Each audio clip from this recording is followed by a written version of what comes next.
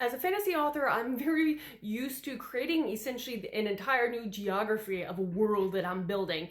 But in the case of what I'm doing now, and I'm working on the second book of a Greek myth duology, I've been doing probably the most amount of research pertaining to geography that I've ever had for any book or any series up to date.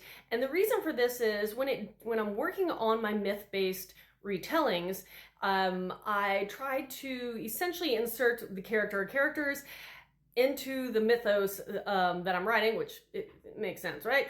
But when it came to my Viking-based, the Nordic myth novella series that I wrote, I put them in the cosmology of Nordic myth. So we're dealing with Yggdrasil, the world tree, essentially, and the 9 realms that are all kind of connected and together between the roots and the branches of this giant tree. So we're bouncing around and we're doing this world jumping throughout this cosmology. But that is fiction. This is very different because now going to Greek myth, I'm setting it in the world where the Olympians live on Mount Olympus and all this kind of stuff, but it's still ancient Greece. So I'm doing a lot of research pertaining to the geography and the landscapes of certain little regions and old villages and towns of ancient Greece, and learning like, how does the mountain range work? How does this kind of marshy swamplands of certain parts of Arcadia, this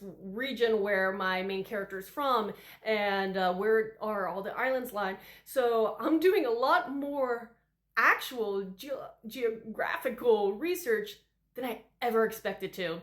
But it's funny how fiction and fantasy can be so tied with reality.